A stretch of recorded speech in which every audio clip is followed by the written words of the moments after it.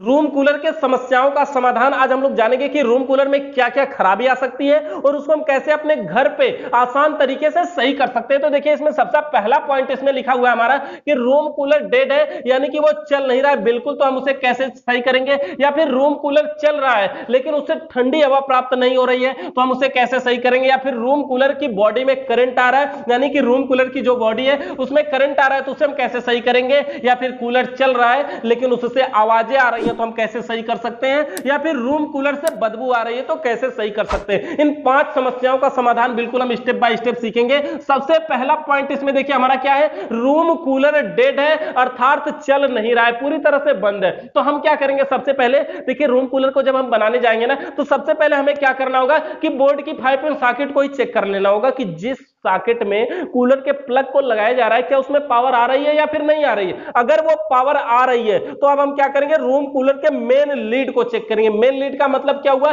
कि जहां से जो प्लग में लगाया गया वो और मेन लीड जो कूलर में आया वो, तो यहां कूलर तक देखेंगे कि लाइट कूलर तक भी पहुंच रही है या फिर नहीं आ रही है। अगर ये मेन लीड भी सही है तो हम क्या करेंगे, रूम कूलर का जो मोटर है ना, मोटर को हम सीरीज से चेक करेंगे और चला करके देखेंगे। अगर कूलर का मोटर जल गया है या फिर खराब हो गया है तो उसकी हम क्या करेंगे, रीबाइंडिंग करेंगे, फिर से उसको हम बाइंडिंग करेंगे। लेकिन अगर कूलर का मोटर सही है तो कूलर के अंदर जितनी स्विचें हैं सभी स्विचों को हमें बारी बारी से निकाल के चेक करना पड़ेगा, पूरी वायरिंग चेक करनी पड़ेगी और खराबी भाग को निकाल करके वहां पर हम नया प्रयोग करेंगे, नया लगा देंगे। उसके बाद बात करें, देखिए ये हमारा हो गया पहला पॉइंट। उसके बाद बात करें दूसरा पॉइंट इसमें है कि रूम कूलर चल रहा है लेकिन उससे ठंडी हवा प्राप्त नहीं हो रही है। तो जानते हैं ना कि रूम कूलर में ठंडी हवा प्राप्त होती कैसे, कि तीनों तरफ उसमें साइड कवर लगे होते हैं। साइड कवर, जिसे हम साइड कवर के अंदर कूलिंग पैड लगा होता है, यानी घास की गद्दी लगी होती है। वो जो घास की गद्दी होती है किसी कारण से ना उस पे उसके अंदर एक वाटर पंप मोटर लगा होता है और वो मोटर जो है कि पानी उठा करके उसी घास की गद्दियों पे गिराता है।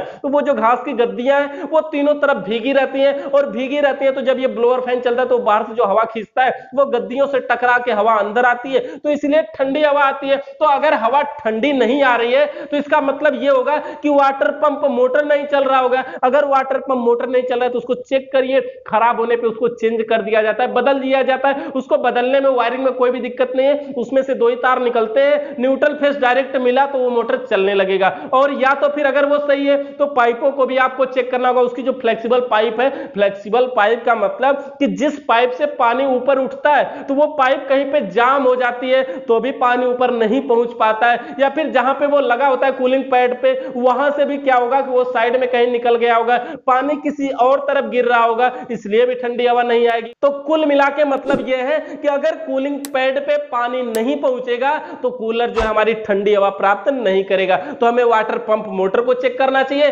फ्लेक्सिबल पाइप को चेक करना चाहिए और कूलिंग पैड को भी चेक करना चाहिए। कूलिंग पैड में भी क्या होता है, एक समस्या आती है कि जब हमारा कूलर चलता है ना तो बाहर से हवा खींचता है, और बाहर से हवा खींचने का मतलब कि बाहर से धूल मिट्टी भी खींचता है। तो वो जो धूल मिट्टी होती है वो कूलिंग पैड में आके जम जाती है, जिससे अब हवा भी क्रॉस नहीं कर पाती है। तो क्या होता है कि वो हवा जब क्रॉस नहीं कर पाएगा तो हमें ठंडी हवा कहां से प्राप्त होगा। तो वहां पे भी हमें चेक करना चाहिए कि उसका जो कूलिंग पैड है, जो घास की गद्दी है, उसमें ज्यादा धूल मिट्टी जम जाएगा तो वो कार्य नहीं करेगा। उसके बाद हमारा देखिए इसमें तीसरा पॉइंट है कि कूलर की बॉडी में करंट आ रहा है। देखिए बहुत महत्वपूर्ण समस्या है कि कूलर की बॉडी में करंट बहुत आता है। लोहे के कूलर में सबसे ज्यादा आता है, फाइबर के कूलर में भी कभी कभी बॉडी में करंट आ जाता है जब ये नमी में रहता है, जब ये भीगा रहता है। तो लोहे के कूलर में सबसे ज्यादा बॉडी में करंट आता है। और करंट आने के क्या क्या कारण है? सबसे पहला कारण तो बेसिक यही है कि रूम कूलर का जो अंदर की वायरिंग है ना, वो वायरिंग में कहीं कोई तार कटा होगा और वो कटा हुआ वायर कहीं बॉडी में जाकर के टच कर रहा होगा, और जब बॉडी में टच करेगा तो करंट आएगा ही। तो सबसे पहले हमें उसका बॉडी चेक करना होगा कि उसके बॉडी में कहीं जाकर के करंट टच तो नहीं है, कोई वायर टूट करके या कट करके। अगर ये सही है, ऐसा नहीं है, तो हमें क्या करना होगा, मोटर का बॉडी अर्थ चेक करना होगा। जो हमारा फैन मोटर होता है ना, वो कभी कभी बॉडी अर्थ हो जाता है, और उसको अर्थ को चेक करने के लिए क्या करेंगे, हम सीरीज से चेक कर सकते हैं। और सीरीज से चेक करने के लिए सीरीज के एक तार को कामन पे रखते हैं और दूसरे तार को बॉडी पे कहीं भी रखते हैं। अगर सीरीज का बल्ब जलता है तो समझिए मोटर जो है वो बॉडी अर्थ है, और अगर मोटर बॉडी अर्थ है तो हमें उसको खोल करके सही करने की कोशिश करनी चाहिए। मतलब कोई वायर कहीं बॉडी में टच होगा, उसको खोल के अंदर देखना चाहिए। अगर वो अंदर नहीं मिल रहा है, कहीं पे कोई भी दिक्कत नहीं मिल रही, लास्ट में भी बॉडी अर्थ है, तो हम क्या करें, उसको रिबाइंड भी कर सकते हैं, तभी वो जाकर के सही होगा। होगा तो कभी कभी ऐसा होता है कि वो जो वायर है वो मिलता नहीं है, मतलब होता तो है जरूर लेकिन मिलता नहीं, या फिर आपको और ज्यादा खोजने की जरूरत है, तो आप उसको ढूंढिए और जहां पे भी वो वायर मिले उसको सही करने की कोशिश करिए, वो भी बॉडी में टच होगा। तो ये हो गया कूलर के मोटर में बॉडी में करंट आने की समस्या। देखिए एक और है कि जो वाटर पंप मोटर होता है ना, उसमें भी कभी कभी बॉडी अर्थ हो जाता है। जो वाटर पंप वो पानी में ही डूबा रहता है ना, उसमें भी तार कहीं से कट जाता है, कभी चूहा वगैरह भी काट देते हैं, तो क्या होता है बॉडी में करंट आता है। पानी में जब भीगता है तो पानी बॉडी से टच होता है, इसलिए बॉडी में करंट आता है।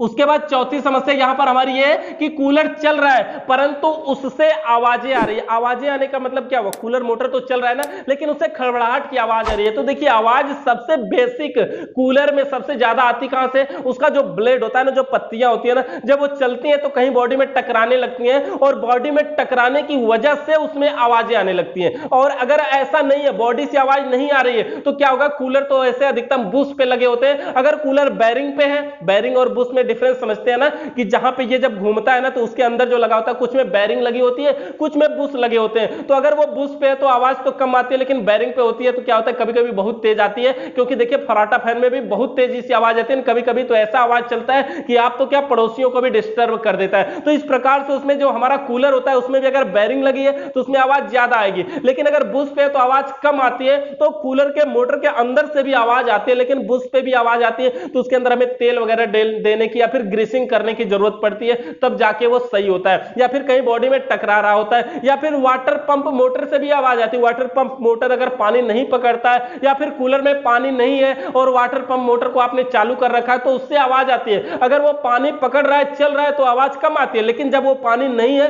उस अवस्था में उसमें से आवाज बहुत अधिक आती है। उसके बाद इसमें देखिए पांचवा पॉइंट हमारा है कि कूलर से बदबू आ रही है। इंपॉर्टेंट है, ये बेसिक है कि कूलर से बदबू आ रही है का मतलब क्या होता है कि जो हवा आ रही है ना वो शुद्ध नहीं आ रही है, अच्छी नहीं आ रही है। तो उसके लिए क्या होगा कि उसको देखना पड़ेगा कूलर को खोल करके, उसके अंदर कोई जीव या कोई जीव तो नहीं ना मर गया है। अगर वो है ऐसा तो उसकी हम सफाई करेंगे, लेकिन ऐसा बहुत कम होता है। और सबसे ज्यादा होता क्या है, सबसे ज्यादा ये होता है कि रूम कूलर का जो पानी है वो कई दिनों का हो गया होगा, तो उसको हमें साफ करना होता है, पानी को निकाल करके चेंज करना होता है, बदलना होता है, कूलर को धुलना होता है, तब जाके वो सही होता है। नहीं तो उसके अंदर जो घास की गद्दियां उससे होकर के जब पानी नीचे आता है ना वो बदबू करने लगता है, वो खराब हो जाता है धीरे धीरे। तो हमेशा 2 से 3 दिन में कूलर के पानी को चेंज करना होता है, तब जाके वो सही होता है। तो इस प्रकार से हमारे रूम कूलर की बेसिक समस्याओं का समाधान है। अगर कोई और समस्या है उस पर आप समाधान चाहते हैं तो कमेंट में लिखिएगा। चैनल पे नए आए तो सब्सक्राइब करने के बाद बेल आइकन को जरूर प्रेस करिएगा। वीडियो देखने के लिए बहुत बहुत धन्यवाद।